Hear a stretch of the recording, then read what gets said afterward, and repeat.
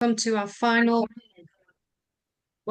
final free NEMS webinar of the year. We sold out all of our tickets at 500, so a bumper number.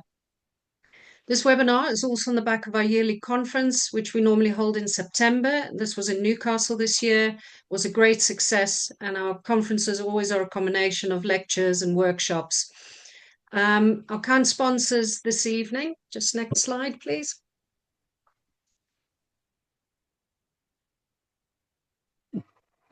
So our current sponsors this evening are EOS Active. They provide injections, hyaluronic acid injections, as well as Cingal, which is a combination of low pediatric dose steroid with hyaluronic acids for arthritic joints. And EOS Active also supply USA braces for knees, elbows, etc. So we will put a slide up and QR code so you can have a little look at their website. I'm going to be introducing Professor Ian Horsley shortly. There is a Q&A section at the bottom of your Zoom. So if you do have any questions that you want to ask Ian at the end, then please feel free to put the questions in there and I will collate them for you. So tonight we welcome Professor Ian Horsley, who's going to be talking about scapular dyskinesis. What is that all about then? So Ian's been for just a tiny bit longer than me, for over 34 years. He's worked as a physiotherapist for England Rugby Union for 14 years, and he spent the last 9 years working with their elite squad. Currently, Ian is an athlete at Limb for UK Sports Institute. He's also clinical director of Back in Action Rehabilitation in Wakefield, West Yorkshire. He's also associate lecturer at Salford University and a member of the education committee for USA and BES, which are all the shoulder and elbow societies, along with many 1- and 2-day courses which he teaches across Europe. Concluded his PhD in 2013, examining issues around shoulder injuries and professional rugby, and he published several articles in peer-reviewed journals on the subject of musculoskeletal injury management and contributed several chapters on various books on sports injury management.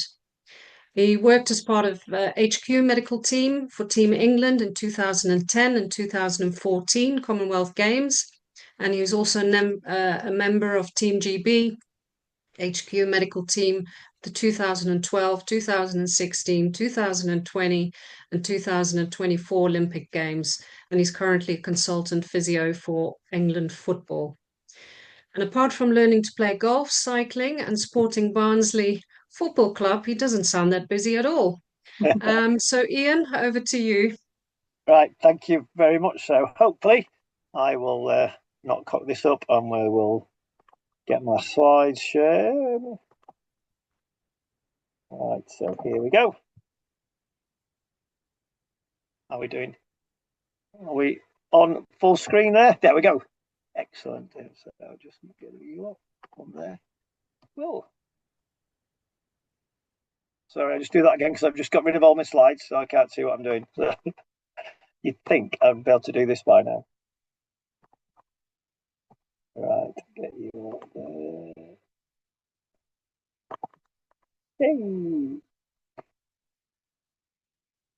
Right. Yes, thank you everybody for tuning in. If you're here live on this talk, is basically about my thoughts and my understanding about dyskinesis and how I approach it and how I manage it, and my thoughts on some of the stuff that's out there.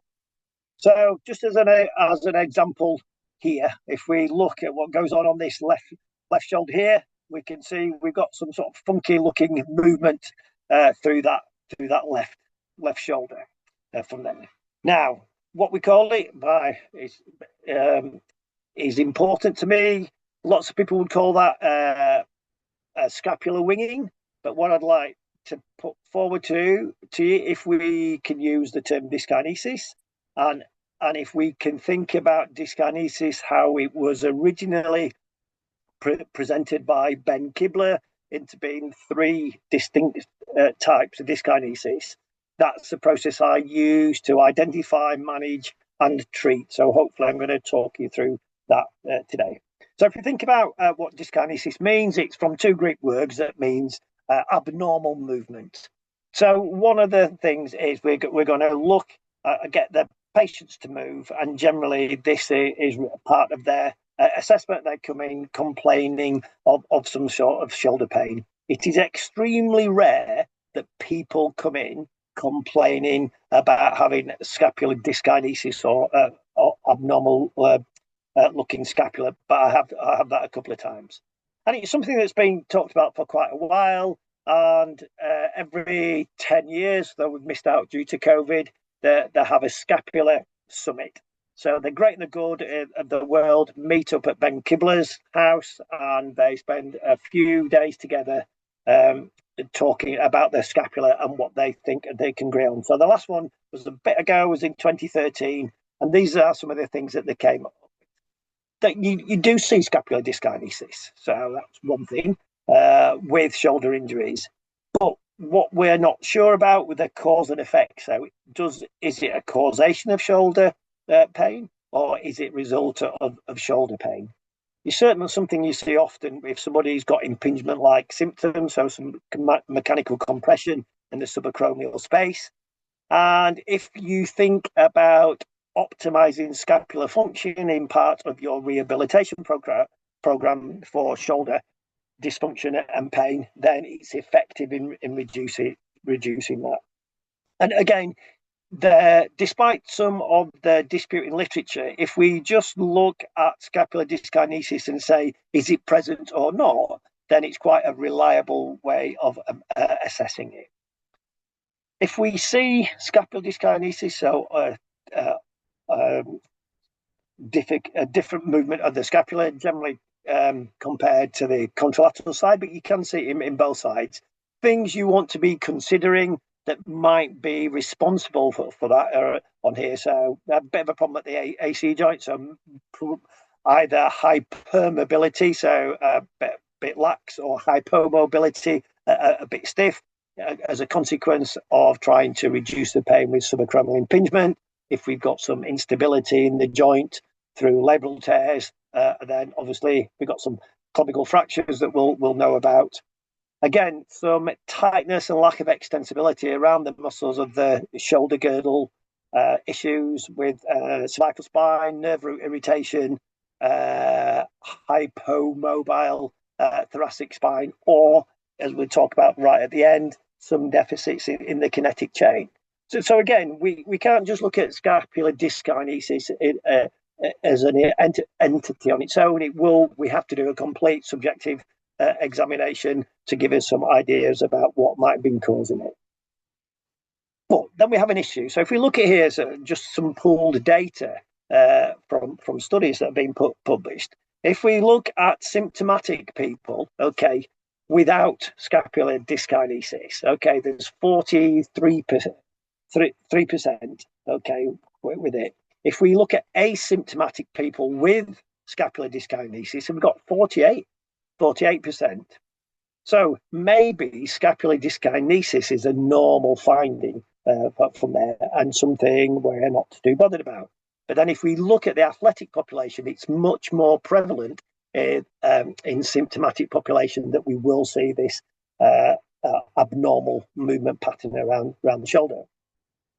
So again, when I approach anybody with a shoulder issue, I want to look at them from the back. And what I'm interested in is the resting position of the scapula to start with.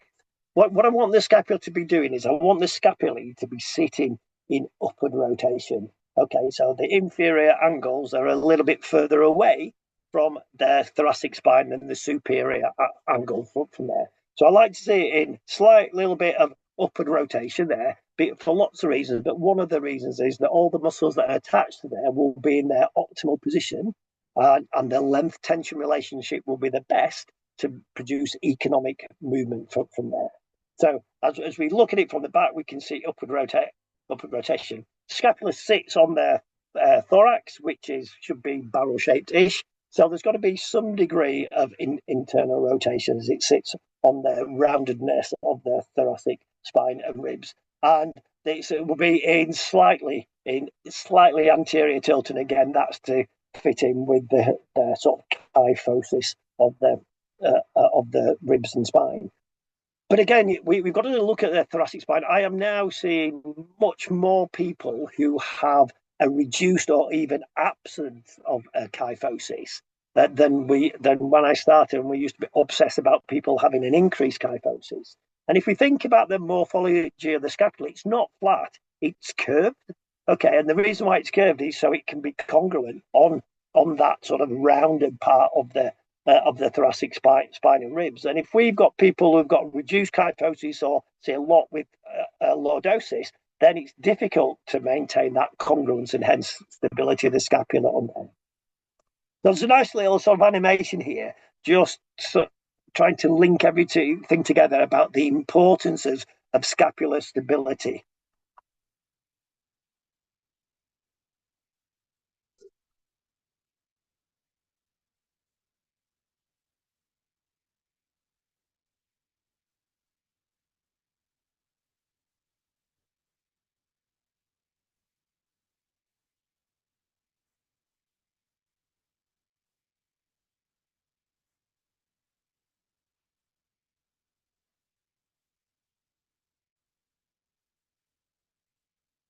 So you can see there, when we look, we put sort of deltoid supraspinatus on there to get abduction of the arm.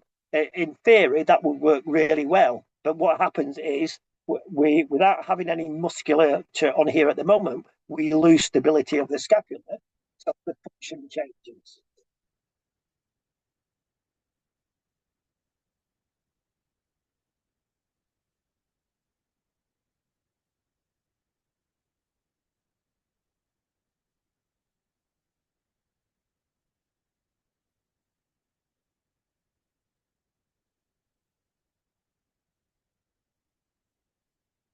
And so when we add the scapular stabilizers on, so upper trap, lower trap, and serratus, we can see we've got nice functioning humerus into abduction and that dynamic movement of the scapula. And the need for that is so the scapula, which obviously has got the socket part, the glenoid of the glenohumeral joint, the glenoid can follow the humeral head around, and so we've got some nice stability. So that the point is we need a stable scapula to get movement.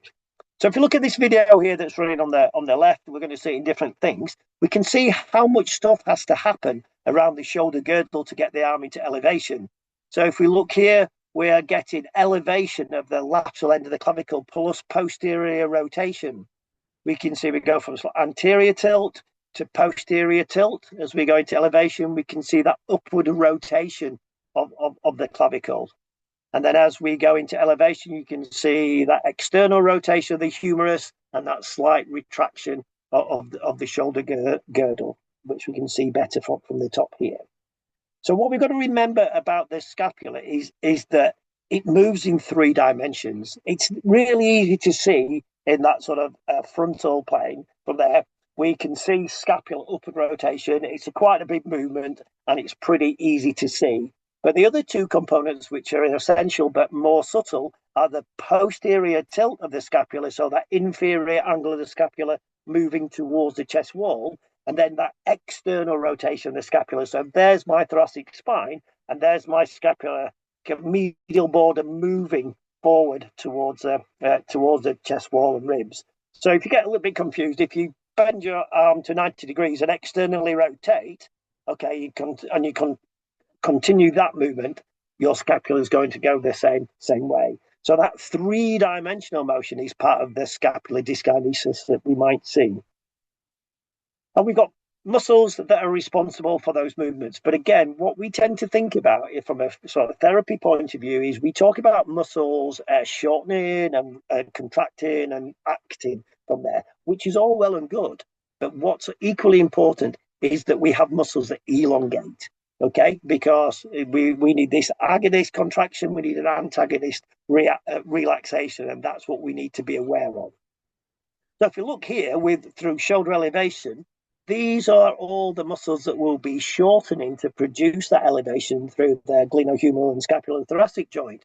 But then we need all these muscles to lengthen Okay, and we can see there's considerably more muscles that need to elongate. So again, we just need to flip it a little bit when we start to see scapular dyskinesis. It's not all about what's not working. It might be what's not letting go, and we'll talk a little bit about that in a moment. So, how can we assess dyskinesis? Well, there's a few things out there. We've got this eponymous scapular dyskinesis test. So it's just a visual observation, and you get somebody moving into flexion, and you can add some weight. Well, I'll show you that in a minute, and we assess yes or no. Do they have any asymmetry, or do they have scapular dyskinesis? We've got the scapular assistance test, which does what it says on the tin, and that assists the scapula into upward rotation. And we'll look at how that changes the symptoms that the patient presents with. We've got the scapular retraction test, which is another way of stabilizing the scapula while somebody does their meaningful task, so their movement that causes that their shoulder pain. We've got so those three tests are used quite a lot in clinical practice. The lateral slide test is a test that's out there. The reliability, as it says here, is variable. I'm not too sure about it. I don't use it, but I'll show you that one as well. Then we've just basically got Tim Earle, who's a researcher from Kentucky, a good friend of mine, uses just the classification, and you just look at the scapula and how it moves, and you're going to say, is it a type 1, is it a type 2, a type 3? And that's what we'll talk about in a moment. And then today, with all the technology, with video assessment tools becoming easier, we can use digital recording. But again, I would posit to you that if you use your eyes, you can see without using all this fancy stuff.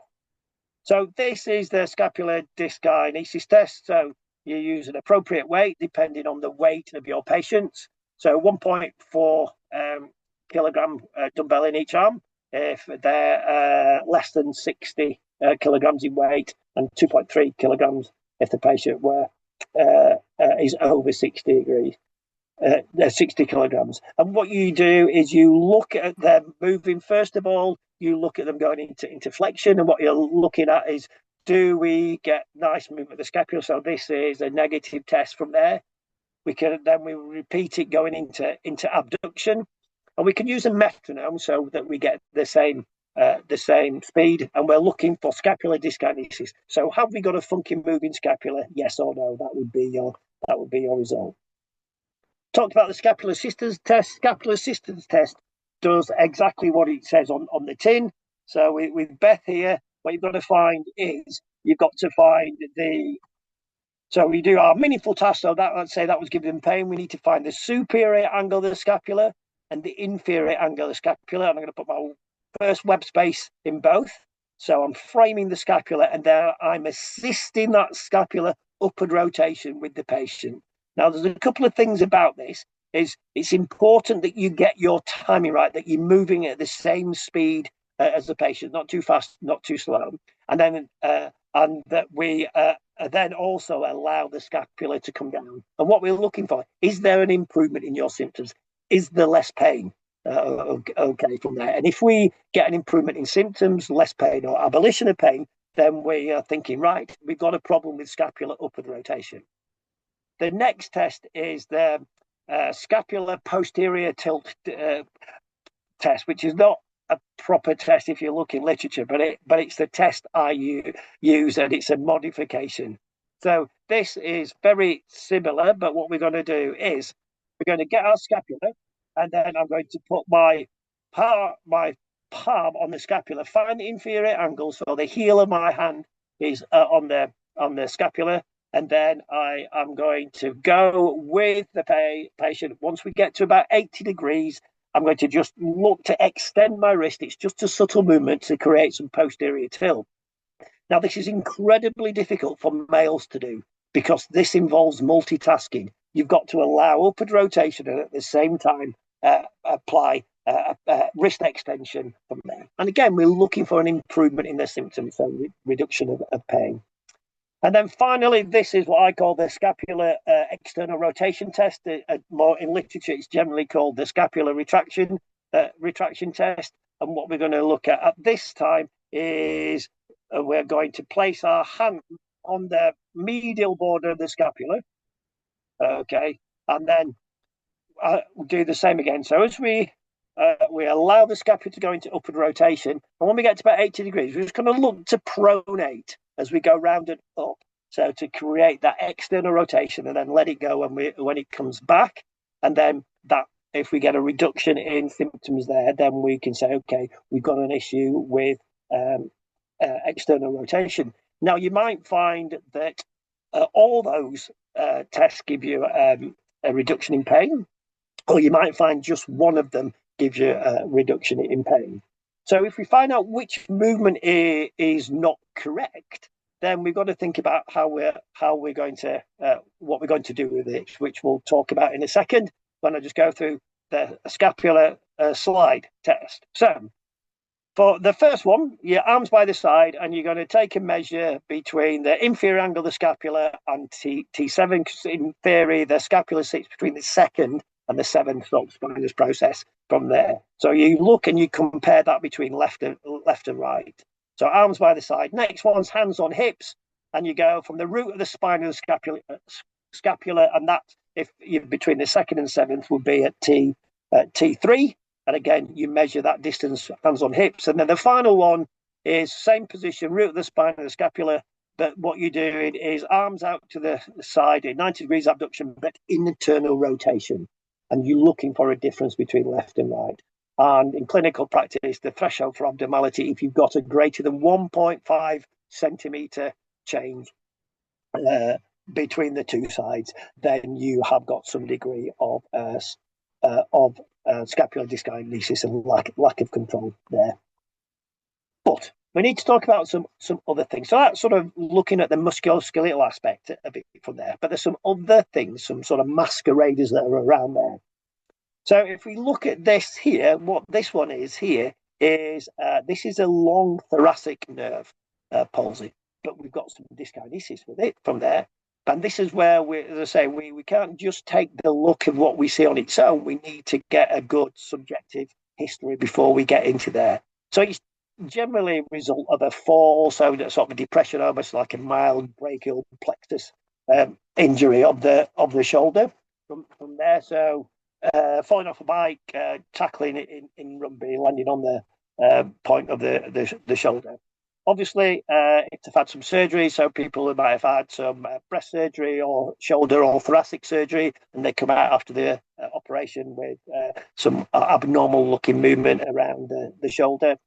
And again, as a motorbike accident, as I say, moderate brachial plexus injury from there. Now, the thing about seeing this is generally there's not pain associated with it. What we get is lack of force production, heaviness of the arm because of that lack of stability of the scapula.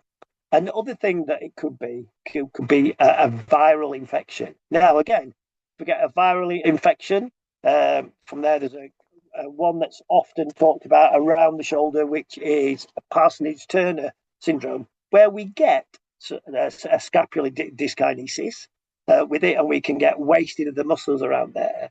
But the big difference with Parsonage-Turner syndrome, what you tend to get is a sudden severe pain that comes on, whereas with the traumatic one, we've got some trauma, but there's no pain. We get a dyskinesis and reduced power. And then finally, this is rare. I've only seen this once. Okay, and this is facioscapulohumeral muscular dystrophy from there. And this is a genetic condition, usually often inherited from there. And again, if you see this, then things to assess that may help you come to a decision of whether you need to send them off for some genetic testing would be they tend to find it really difficult to whistle and really, really close their eyes. So yes, they are types of scapular dyskinesis, but of a different thought. So we need to rule them out, because what I'm going to talk about today won't really help with them. So what we're going to talk about is how I look at things. So as I said at the beginning, there's three types of scapular dyskinesis, and this is the way it goes through my mind when I see somebody. So I want to assess when I see it and try and classify it. So a type 1 dyskinesis is prominence of the infromedial border, so that inferior angle of the scapula pointing out, and that's telling us that we're getting lack of posterior tilt, and so our scapular posterior test tilt would give us a better outcome with our test. Then our type 2 is when we've got prominence of the medial border of the scapula, and that it sort of shark fins up. But from there, we get an improvement with our scapular external rotation test from there. And then type 3 is when we get prominence of that sort of superior angle and the sort of shrugging up. I'll show you a couple of videos in a minute of these. And again, we get an improvement with that scapular assistance test. Now, down here, it says type 4. Now, Mr. Kibler, who invented this system, talks about a type 4. And if you look here, okay, it's normal. Okay. And as I said to him, I met him a number of years ago and tried to discuss this with him, saying, how can you have a normal dyskinesis? If dyskinesis is abnormal motion, surely you can't have abnormal normal motion. So I don't use 4 because it's normal. So it's not a dyskinesis in my mind. So 1, 2, and 3 are what I'm looking at when I'm seeing somebody. So if you look here, and this is not the best example, but you can see a little bit on both, but more on the right shoulder at the end. So we're looking for what happens with the inferior angles here. So you can see a little bit there, but on this last one where it just about stops here, as it comes down, you can see that prominence there of the inferior angles. So that's more of a type 1 dyskinesis, lack of posterior tilt. For this beautiful one down here where X marks a spot, okay, we can see a type 3, that medial border of the scapula there, okay, starting to, and interestingly, before he moves, he's got a type 1 positioning on that side. And then finally up here, we've got a type 3, where we're getting prominence of that superior angle. We're not getting that upward rotation of the scapula. We're getting shoulder shrugging there. So if you see that, we just need to think about things around there that might be contributing to it. So we've got to think about the local system. So I've talked about the importance of the position and shape and movement of the thoracic spine, because that 3-dimensional motion of the scapula can't take place if we're on a rigid, non-mobile thoracic cage. If we've got posterior shoulder tightness, then that separation of movement of the humerus from the scapula becomes difficult. So we're all sort of familiar with that sort of gross ratio. For every 2 degrees of humeral abduction, you get 1 degree of a scapular upward rotation. So a 2-to-1 ratio, giving us 180 degrees of elevation. We need to think about the influence of the kinetic chain, which is important in maximizing the movement around the shoulder and minimizing the load from there. And then thinking about the cervical and neck position. So again, the position of the head and neck will affect some of the muscles that come from the skull and from the cervical spine to the scapula, and so can change their length tension relationship. So this is summed up quite well if we're trying to think about it. So you see your scapular dyskinesis. Okay, you want to classify it as a 1, 2, and 3. And so then you've got to think about a couple of things. So this is from a pal of mine, who's really clever, uncles over in Belgium, who did this about 2010. So when you see that, you look on this left side here. She talks about lack of soft tissue flexibility. Now, again, I'm a bit of a pedant about words. I think it's important about lack of extensibility, that muscle letting go rather than flexibility. And that can be in the scapular muscles, and she lists these scapular muscles. But then I think we can't have pec minor on its own when we have to include short-headed biceps and coracobrachialis. And then we can think about the muscles around the capsule. So we've got posterior cuff, beta latissimus dorsi. We get into that, and if we see that, we need to deal with it. This is what Anne suggests. But then I think we need to go into deeper details to understand why are we getting lack of extensibility. And again, there are several reasons, but we haven't got time tonight for me to talk about it from there. And then on this right-hand side here, we've got Anne talking about lack of muscle performance, and I like that. And we've got two options here. We can think about motor control, so their timing and recruitment pattern of the muscles around the scapula and the rotator cuff. Happy with that. But then she talks about muscle strength. I don't like talking about strength because strength's an overarching word. There's lots of different strengths. There's concentric, eccentric, isometric. Where there's isokinetic. We have got inner range, outer range. We've got middle range. We have got rate of force development. We've got endurance capacity. They're all different facets, and we tend to just class it under one banner. And the definition of strength is the maximum force produced for one contraction, and that's no good in real life. So I like to think about how do the muscles recruit. Then we've got to think about the force couples, so the anterior posterior couples around the cuff, superior inferior couples around the cuff, so deltoid and lower cuff, anterior and posterior cuff, so subscap and infraspinatus and teres minor. Also the scapular stabilizers on this side, so upper trap, middle trap, serratus on there.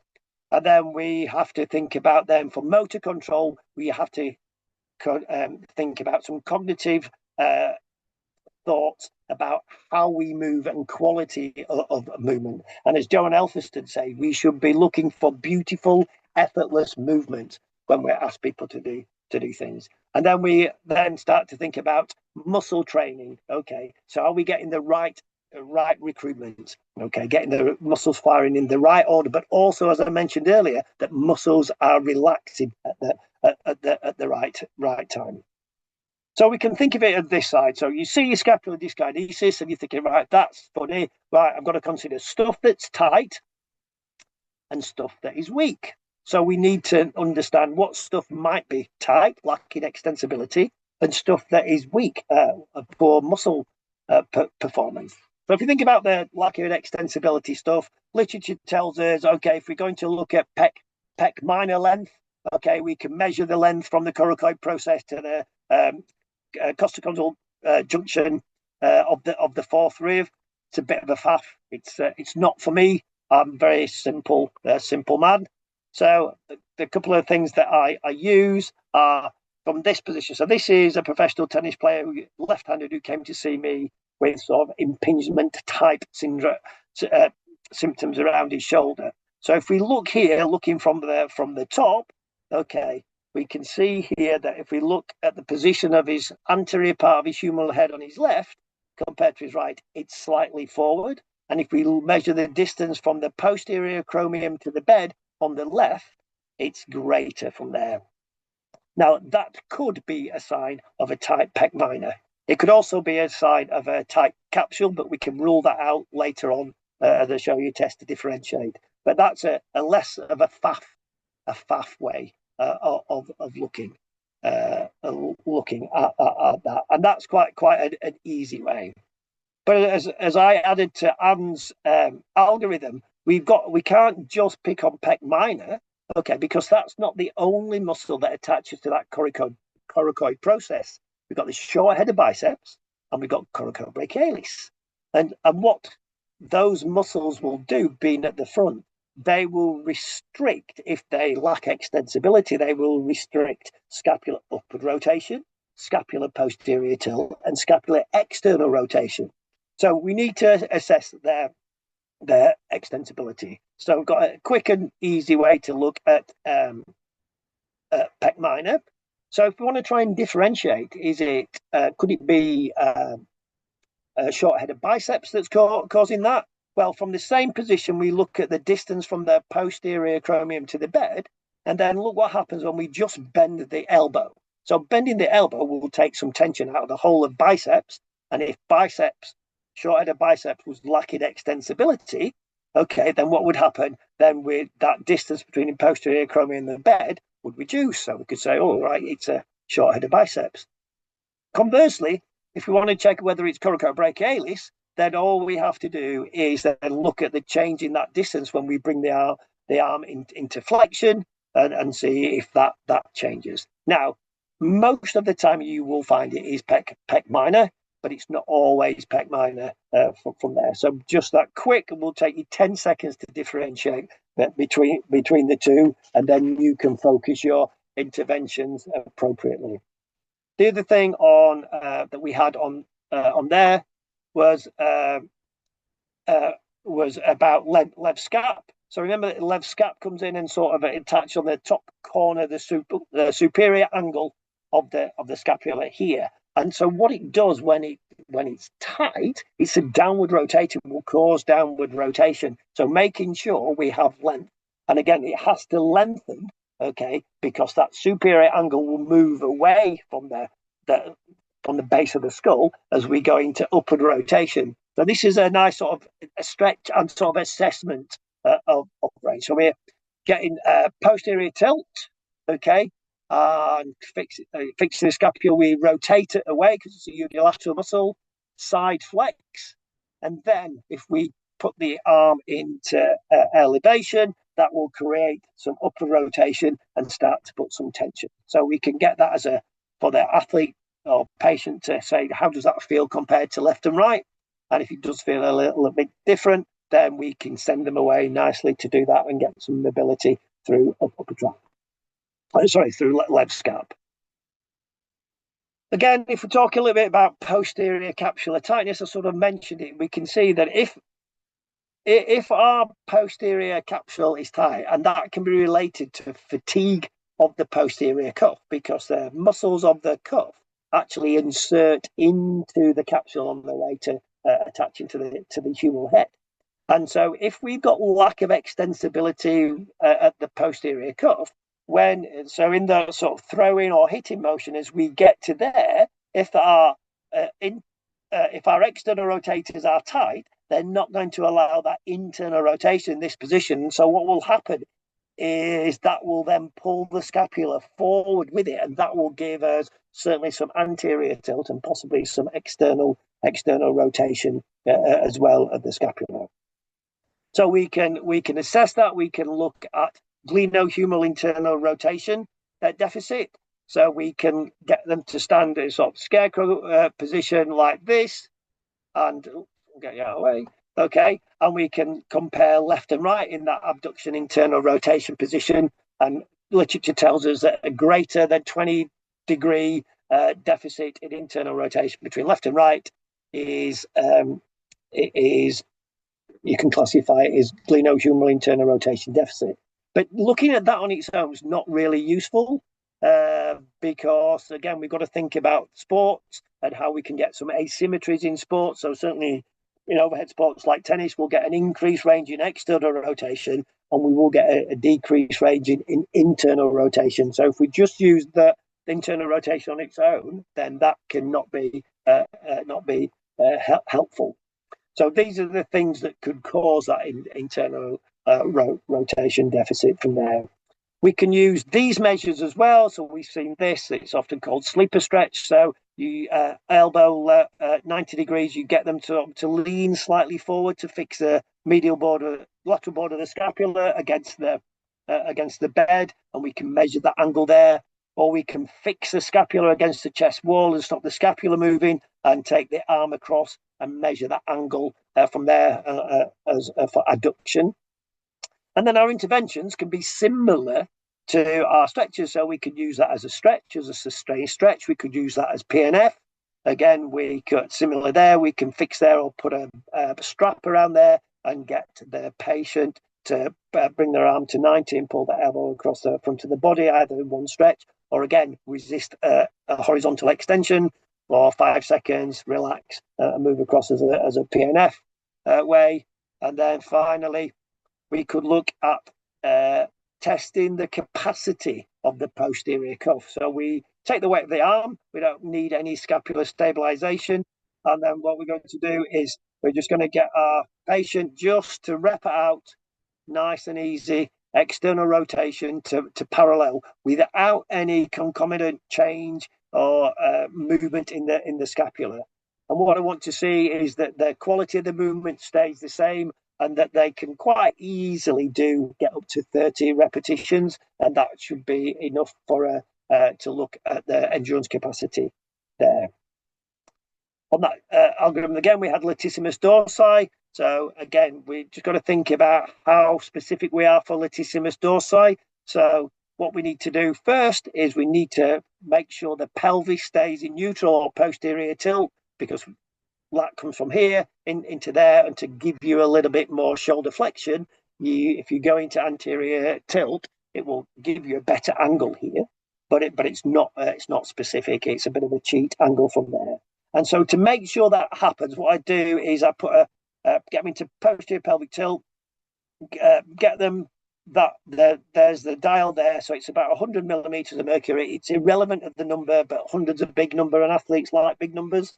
And then I want them to maintain that 100 millimeters of mercury as they take their elbow back over the head, and I want to make sure that their elbow and so their olecranon and their hand stay in the same plane, that their elbow doesn't start to turn out to the side to face me, and we can measure that angle there for the length with it. And if we see that, then there's a couple of options that we can use. This is some stuff from Kelly Sterrett. It is Becoming a Supple Leopard that are quite nice. So if we look here, we get neutral pelvis, arm in supination, okay, and sit back and just let that stretch out on the arm. And there's a little bit more careful, depends on what's going on at your shoulder. But then we get the power band, we grab the outside of the power band, okay, and keep the elbow. What we've got here is Beth has lost that tilt from there, so she's gone into anterior tilt anyway. So we need to stabilize that while she's doing that, and then she can just breathe and get some range there. We can look at the posterior cuff, which is good. Now, when we're looking at strength around the shoulder, what I want to do is the standard method will be looking at something like this, being supine, okay, using the handheld dynamometry, okay, looking at so around the radial styloid, okay, and getting them to push for 3 seconds and recording that and getting a value. And that's all well and good, but I often will test in sitting and in lying. And if you get a greater value in lying like this than you do in sitting, then what the probable issue is that if it appears weak external rotation, it's that you've got a scapular instability, and that's what's making you look weak. Whereas when you lay down, your body gives you stability. So this is exampled here. So if you look at this chap here, as I'm resisting external rotation, look at what's happening to his scapula. Straight to downward rotation from there. And though it looks weak, this is what needs working on, not his external rotators. So again, thinking about what we're testing and why. So now we've got to think about, okay, so we've looked at our stuff that's tight. Let's think of stuff that might be weak. So scapular upward rotation, okay, that's how it happens. Okay, remember that your shoulder girdle starts here at the SC joint, okay? That's the only place our shoulder is attached to our axial skeleton, through the SC joint and then through the clavicle link.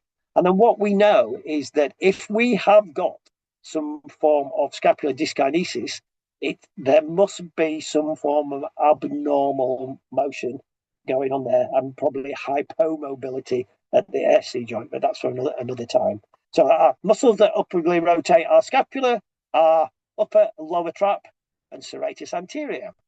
So we can look how we want to test force production if you want to. So upper trap is just a battle of strength. You need to be over your patient. So left end of the clavicle, really take some force, and you get them to push for 3 seconds, and we'll get a reading. For lower trap, we want to be at about 140 degrees with the thumb up, okay, and then ask them to lift and push for 3 seconds. Now, doing it in this position is pretty horrible, actually, because you've got a long lever. It's not a massively strong muscle, so it makes it difficult. If you wanted to get a better reading, then if you put the dynamometer at the posterior aspect of the acromion, it's better. And then serratus anterior, we'll talk momentarily about that, what serratus does and the incredible nature of that muscle. but we're looking for about upward rotation. So we want to assess the serratus as an upward rotator. So again, just off the lateral edge of the acromion, we're going to test that at about 140 degrees of flexion, okay, with thumb up in external rotation.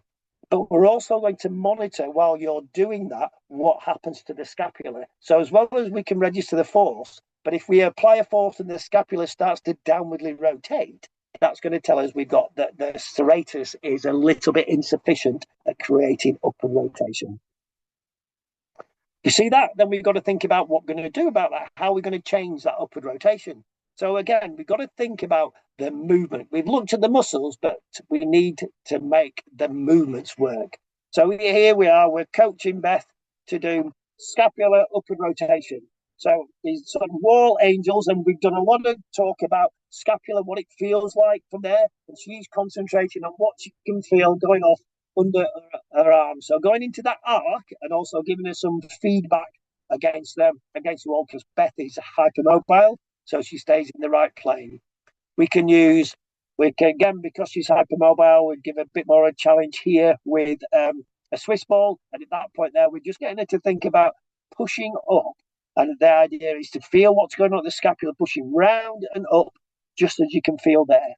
And then we can just load it a little bit if we want and sort of go into a sort of a pike. And again, the whole point is, again, that same feeling you've got there, going there as we load. See our type 2, medial border. So again, we've got to think about what muscles are responsible for external rotation. So we've got rhomboid major and minor. We've got lower trapezius, serratus, and middle trapezius. Just a word about rhomboids. That yes, they are, but if you look at their orientation of the muscle fibers, if they contract too much, they will downwardly rotate the scapula. So we don't want an abundance of that. The main sort of one that's in the right position is middle trapezius that comes from there. And middle trapezius works isometrically, okay, to match the sort of protraction pull that serratus will be giving it. So we've got our middle trap is 90 degrees abduction and external rotation. We've seen lower trap before. We've seen serratus before there. And then for rhomboids, it's 90 degrees abduction in internal rotation. And we can just feel about what's happening there. And then if we found that, then we need to condition that. So we need to condition those muscles to produce external rotation. So we can use a nice, simple external rotation inside lying. But what we're going to do here when we get to the top is encourage a little bit more external rotation, and so that Beth can feel that scapula moving towards the spine. And then here, that sort of endurance test that we tested before would give some weight there. And that what's happening here, though, that yes, it's a posterior cuff, but the scapula has to stabilize so it doesn't drop off there. So the scapula stays on there while we add a little bit of a weight for moving. Then finally, posterior tilt. So our type 1, where we see that inferior angle, serratus again, lower trapezius again. Now, as I said, serratus is a clever muscle. It does everything that we need the scapula to do. So when we're training serratus, we've got to train the different parts of serratus to give us the movement that we're looking for there. So if we need to train it as an upward rotator or a posterior tilter or an external rotator, very rarely have I had to train serratus as a protractor from there. I think I can only think about it twice ever in my career. But if you look at how you test serratus, most things, if you will come up with that, will involve sort of resisting protraction from there. It's fine if you want to know what serratus does as a protractor, but being strong or conditioning that won't help with upward rotation. So if we want posterior tilt, let's teach posterior tilt. Doesn't matter what muscles are doing it, as long as we get in here. So we spent a bit of time with Beth coaching this. And the way I coach it with my patients is, right, here's your shoulder blades. And as you're laid there, it's like a seesaw. So this top end of the seesaw is down and your front end of your shoulder is in contact with the bed. What I want you to do is I want you to tilt the seesaw down so that that bottom end there goes down and this goes up. So yeah, there we go. That's nice, and we've got to make sure they don't retract. Then when they get good at that, we can just start to add a bit of isometric load through the arm and then down. It's about teaching the movement, and then here we can take that into function. So as I said earlier, Beth's hypermobile. So when she goes into extension, she's got loads of extension, but what's not happening is she's not getting anterior tilt of the shoulder when she does that, and not getting any movement. So the message from that is we want to be trained. We know what the muscles are, but we want to be training them to do the movements. A nice little adjunct that we can use muscle stim. So we use Compex a lot. This is from one of the PhD students who did something looking at the effect of stimulating lower trap or serratus and lower trap on the subacromial space, the acromial humeral distance.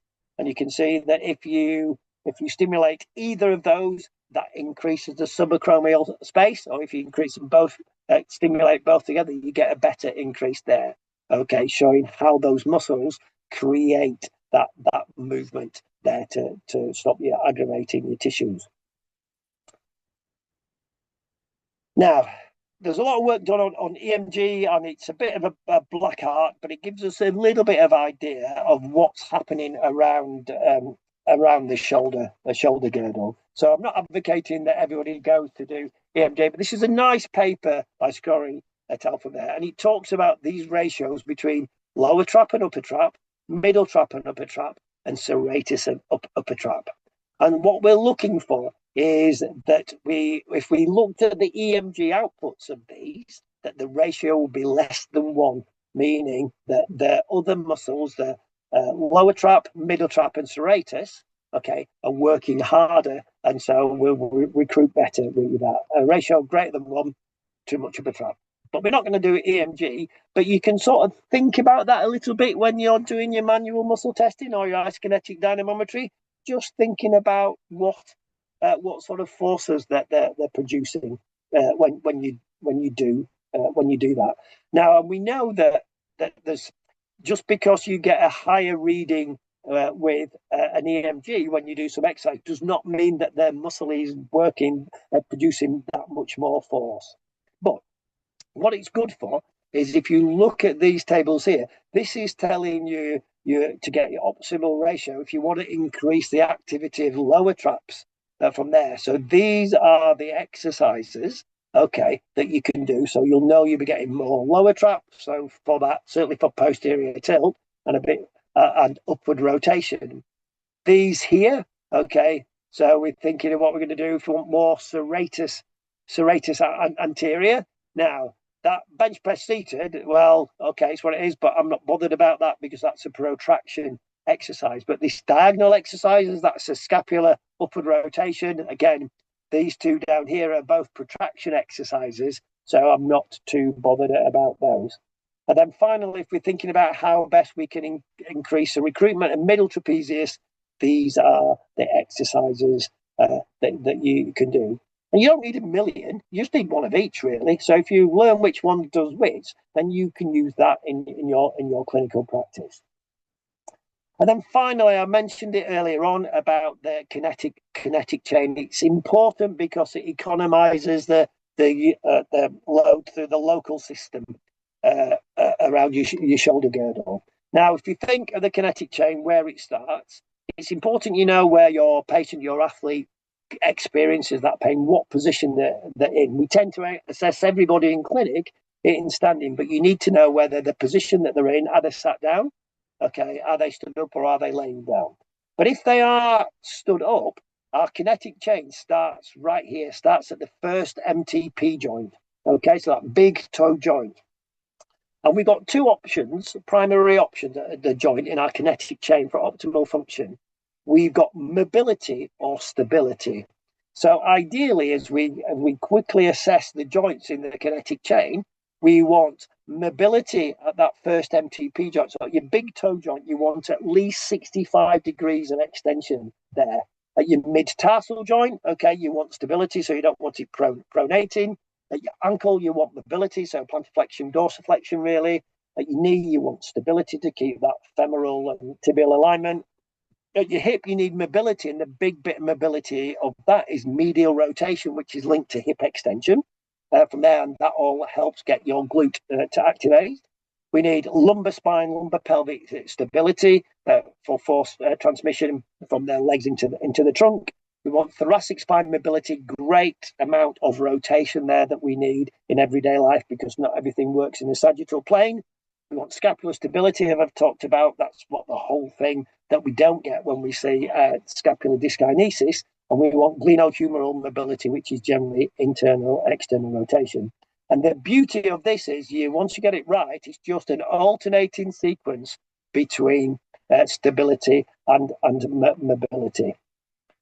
And the reason why that is because if we look at the kinetic chain, 50% of the force that is produced through your upper limb comes from your waist down, so ostensibly through your glutes. 30% of that force comes from your trunk, so from your core, and 20% locally. So it's important in everybody, not just to athletes. And say even it's the same cleaning windows, getting a cup out off a shelf. You still use these ratios, so it's not just for sportsmen. We need to identify these. And in a deeper dive in these areas are things that we might look at, but again, it's beyond the scope of tonight. So, thank you very much for listening tonight. I think I've done all right. I've got within an hour, and I'm okay if anybody would like to ask any questions. Brilliant. Thank you so much, Ian. That was lots of food for thought, lots of good pointers on assessment and, distinguishing between extensibility. And, that really sounds good. So only comment we've got is the blood pressure cuff under the pelvis when you were checking the latissimus dorsi length. Are you aiming for 100? So it's just a number. What we're looking for that it doesn't change. So if they go into anterior tilt, it will go down. If they're going to posterior tilt, it will go up. So I just use 100 because I work with athletes mainly, and it's a big number, 100. So that's something for them to focus on. Brilliant. And then we've had another question from Jacopo, which is the best clinical test or the best clinical assessment tool, distinguishing between the scapular dyskinesis test, the scapular assistance test, and the lateral scapular slide test. Which one provides the strongest evidence for predicting a positive treatment outcome when the intervention is scapular focused? Okay, so these are my thoughts. As I said, I'm not a fan of the scapular slide test because it's basically a static test from there. But I think, as I say, looking at the hands-on scapular test, for me, they will tell me about which part of that three-dimensional motion is not optimal, and then that then leads me into, okay, something's tight, something's weak, and I can go down there. They're my go-to one, and you probably see the one that you'll see more often that's positive will be that scapular assistance test, that helping that upward rotation, because you've got 60 degrees. The others are about 8 to 12 degrees of motion, where that's 60. So you'll tend to get a more noticeable change if it is that. Brilliant. And then we've got another question from Nick. How confident are we that the addition of scapular focused therapy to our standard rehab improves outcome in cuff-related pain? What does the evidence tell us? Right. So evidence tells us yes, and it tells us no. The evidence that you take is with the patient that's in front of you. So again, the point of this today, I want to say, what's that all about? Scapular dyskinesis is something you need to deal with. Is that if you do these tests and it improves their symptoms, then it's something that you need to deal with because it's contributing to their symptoms. If you do all this and it changes nothing, then don't worry about it. But for me, you've got to have a stable scapula or your cuff can't work with it. So that's the thing. And I was alluding to the difference between testing somebody's cuff in standing, where the scapula is free to do what it wants, and testing somebody in supine, where the scapula is fixed. If you get a discrepancy that they are weaker to whatever test you're doing in standing and stronger at supine, then it's a scapular instability that you've got, and you need to sort that out, and that will instantly make it easier for your cuff to work. Brilliant. Do you have any comments on the relationship between wearing heavy body gear by police officers and scapular dyskinesis? Yeah, I think, yeah, again, we've got to think about what, I talked a lot about that lack of extensibility, but what we've got to remember from a physiological point of view is that, muscles will respond to being under constant tension. So if you remember, from Physiology 101, that our muscles are made of little Lego bricks in a row in series. So we've got these sarcomeres in series, and the number of sarcomeres in series dictate the resting length of a muscle.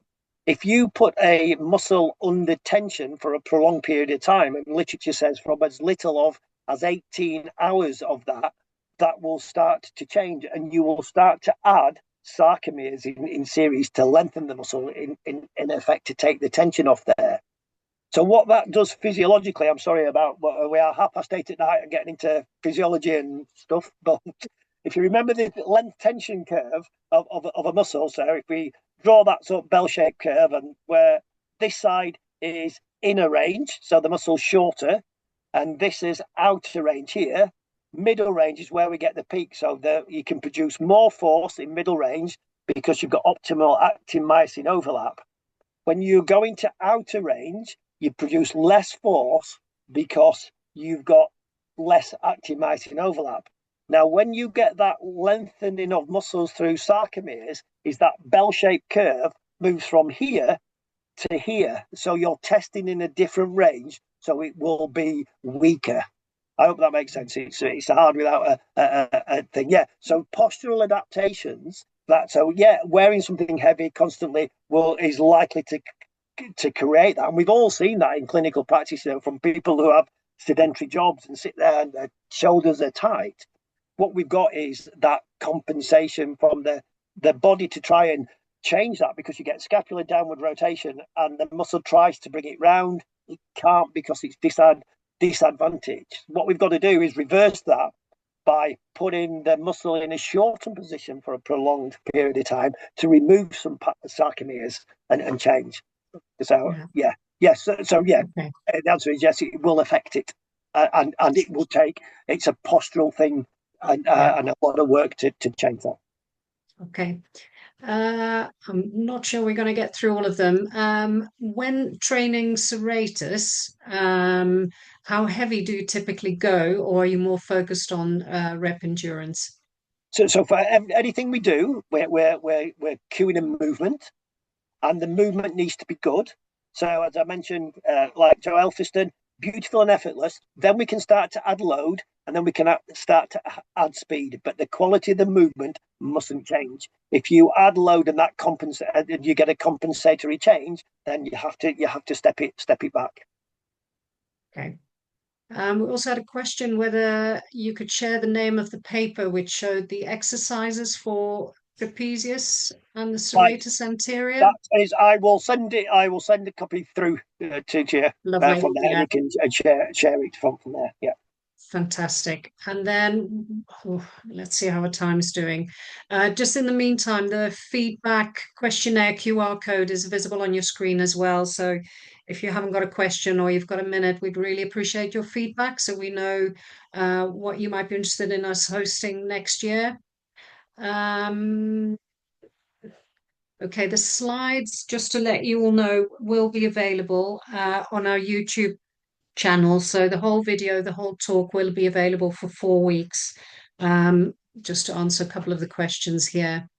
What is your experience in terms of prognosis in treating adults with a history of herbs-related scapular dyskinesis? Again, it's about getting the right muscles to fire. So posture to start with, and then educating the movement. So getting overactive muscles to relax, getting underactive muscles to work. And what we've got to think about is we as therapists we do exercise, and we think we're doing stuff to muscles. What we're doing, we're training the brain. because everything that happens is decided by the brain. And so getting our patients to understand why we're doing what we're doing and to be aware of what happened, to feel the difference. I'm always talk with my patients about when they get their movement right, it just feels beautiful and effortless. And that's what they've got to try and find. We might talk about, oh, you need to engage serratus or lower trap. That means nothing to a lot of them from there. But by getting people to understand that feel and getting them to do their stuff well. So when I'm giving what rehab, I tell patients I am giving them a skill to practice, and like any skill, it's perfect practice makes permanent.